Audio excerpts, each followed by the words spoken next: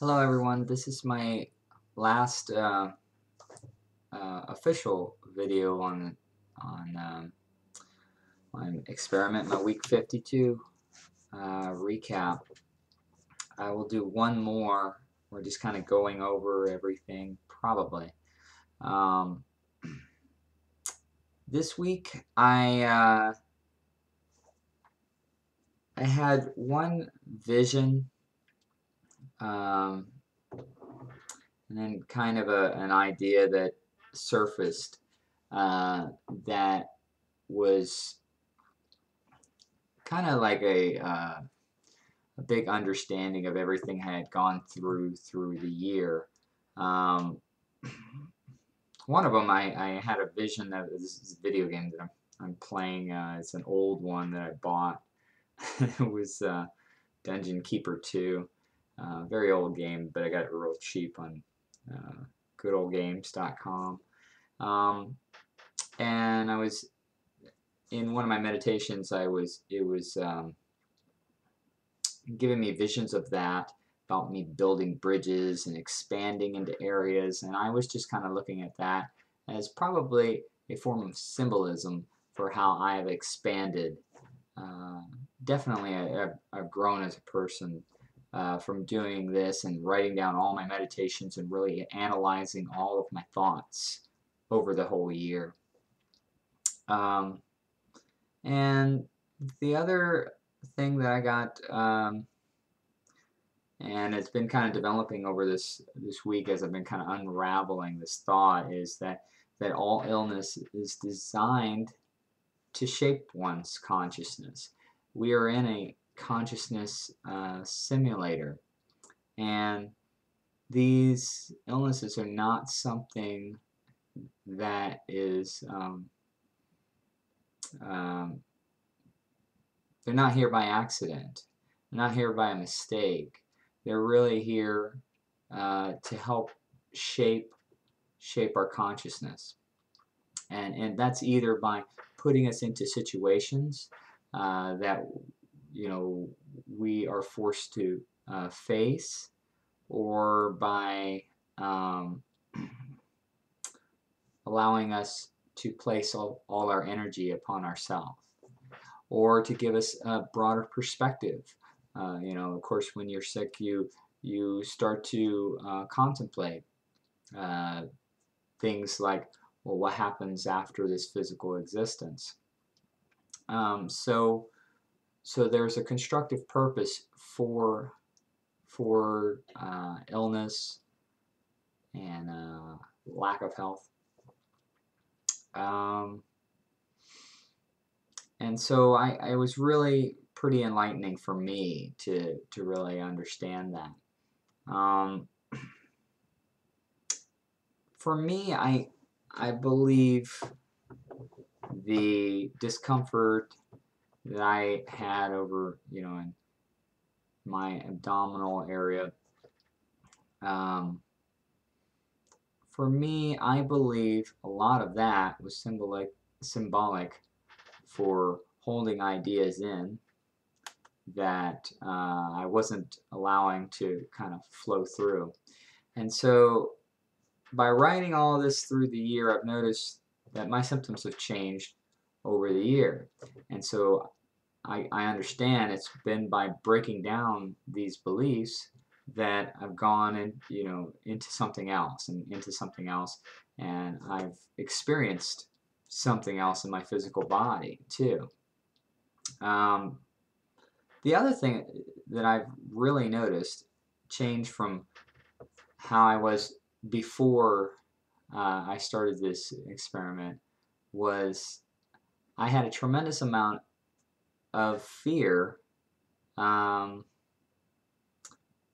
always kind of expecting the worst. If something, I see it a lot with people in the medical field. So I'm not alone in this. On Black Friday, I ended up going to work, and it was a little skeleton crew, and I did a CAT scan on a nurse, and she had a lot of problems, a lot of um, a lot of issues in her abdomen. And I noticed how much more positive of a person that I was, really able to kind of keep her positive and keep her focused on, on getting better. And it's something that I wouldn't have done, a year ago, 2 years ago. Um, it just wouldn't have been in me. And I notice now I have the ability to do that because I'm able to look at um, the illness as something constructive that you can go through. So I don't look at it as something like you're against it. I look at it as a challenge.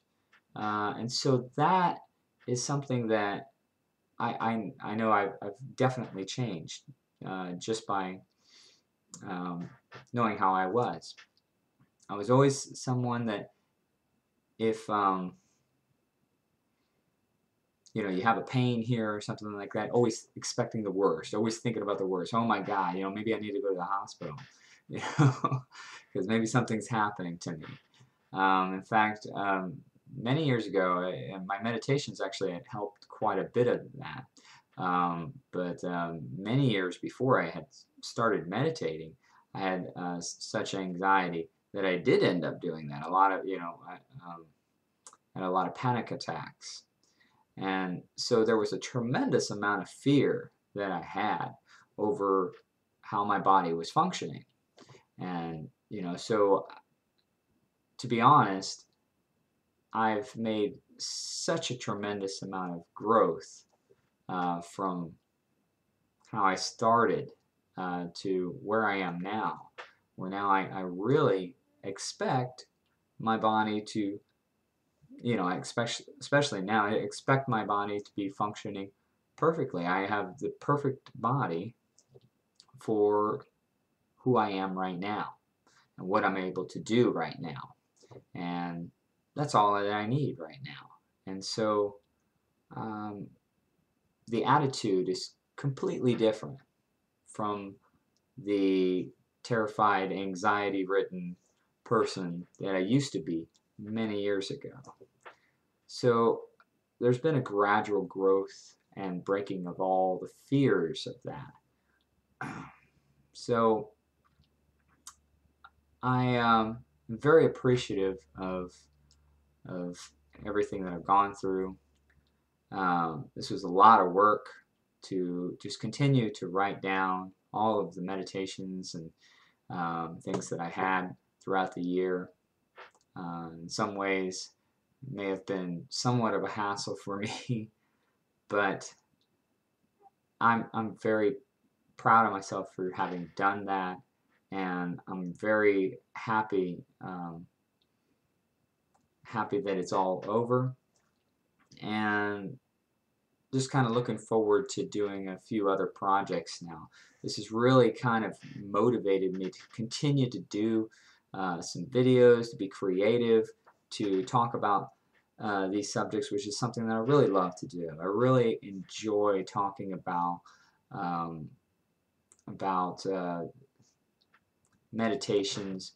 I enjoy talking about metaphysics and and I just enjoy just discussing things like this and how to really better yourself, because I really honestly feel like if the information is not really constructive to help better your life, I just find that I'm just not interested in it anymore. I rarely watch movies anymore. I rarely watch, uh, too many other things that, really get me distracted. I seem to be more motivated to improve my own consciousness, to grow, to get into that aha moment to realize, oh my God, these are beliefs that I don't need to hold on to anymore. They don't belong to me. They are not me anymore. And so there's been a lot of that that's happened through this year, and um, it's just interesting to see, as I've finished this. I'm going to discuss, like, I'll probably make one last video just as kind of a reason, and it's almost like a lead-in to the next video where I'm going to discuss how to contact your higher self.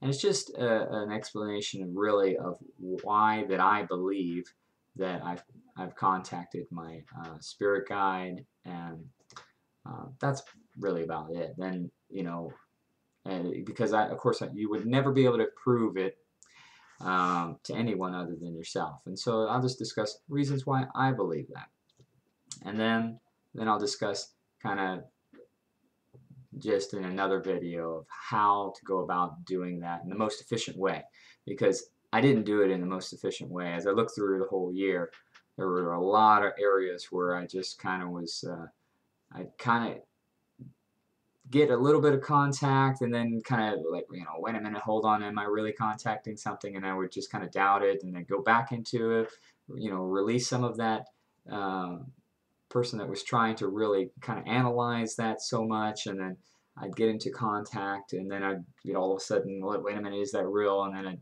you know, and so there was a lot of that going on back and forth through the year, and so at least that way you wouldn't have to watch all 52 videos to realize, you know, what, you know, how to go about it in the most efficient way. Thank you everyone for watching, especially those that have watched multiple videos that, you know, throughout the year. It's a long process, and I hope that you've received as much benefit as I have from watching these. Thank you everyone for watching, and take care.